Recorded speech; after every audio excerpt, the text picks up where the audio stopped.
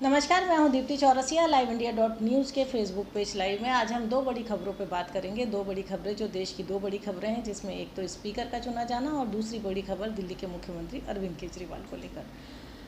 18वीं लोकसभा के लिए ओम बिरला को एक बार फिर से स्पीकर चुन लिया गया।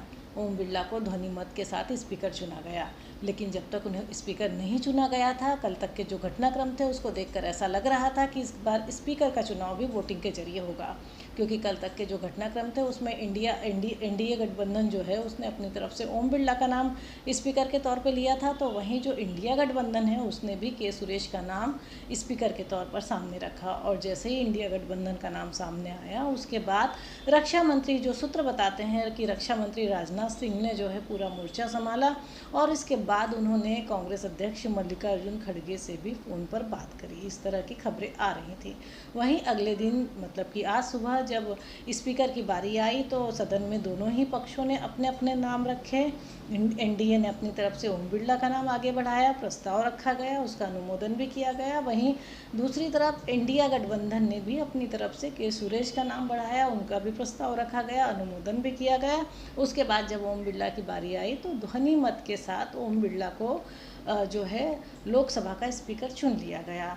दूसरी सबसे बड़ी बात इसमें पूरे घटनाक्रम में ये रही कि इंडिया गठबंधन ने अपनी तरफ से नाम तो दिया स्पीकर का, साथ ही इंडिया गठबंधन ने प्रस्ताव भी रखा, उसका अनुमोदन भी किया, लेकिन इस बीच सबसे बड़ी चीज़ ये रही कि इंडिया गठबंधन ने वोटिंग की डिमांड नहीं करी। तो ओम बिरला को जो है ध्वनि मत के साथ स्पीकर चुना गया और ओम बिरला को स्पीकर चुना जाने के बाद प्रधानमंत्री नरेंद्र मोदी और नेता प्रतिपक्ष राहुल गांधी उन्हें उनकी कुर्सी से लेकर स्पीकर की कुर्सी तक पहुंचे और इस दौरान तीनों के साथ चलती हुई जो तस्वीरें थी वो सोशल मीडिया पर जमकर वायरल हो रही है।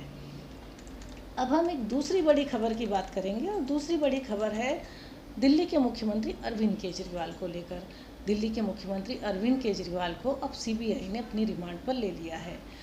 दरअसल जो कथित शराब नीति घोटाला जो कांड था, जिसमें अरविंद केजरीवाल लगातार कोर्ट में जिनकी पेशी हो रही थी, और वहाँ से शुरू हुई जो अरविंद केजरीवाल की मुश्किलें हैं वो अब कम होती हुई नहीं दिखाई दे रही हैं। पहले ये अनुमान लग रहा था कि एक बार जमानत होने के बाद, चूँकि वो एक बार इलेक्शन के समय जमानत पर बाहर आए थे, उसके बाद 2 जून को वो जो है वापस उन्होंने कोर्ट में उन्होंने जो है तिहाड़ जेल जाके सरेंडर किया था, और उसके बाद ये लग रहा था कि शायद मनी लॉन्ड्रिंग केस से उनको जल्दी से निजात मिल सकती है, वो जल्दी ही उस केस से उनको निजात मिलेगी, लेकिन ऐसा नहीं हुआ। उसके बाद ईडी और ईडी के बाद अब सीबीआई भी उन पर फंदा जकड़ने की कोशिश कर रही है, क्योंकि जब अरविंद केजरीवाल तिहाड़ जेल में थे तब 25 जून को सीबीआई ने उनसे पूछताछ करी। 25 जून मतलब कि मंगलवार के दिन सीबीआई ने उनसे तिहाड़ जेल में जाकर पूछताछ करी, और उस पूछताछ के आधार पर सीबीआई ने राउज एवेन्यू कोर्ट से अपील करी कि वो अरविंद केजरीवाल को अपनी कस्टडी में लेना चाहती है, क्योंकि उसे आगे भी पूछताछ करनी है।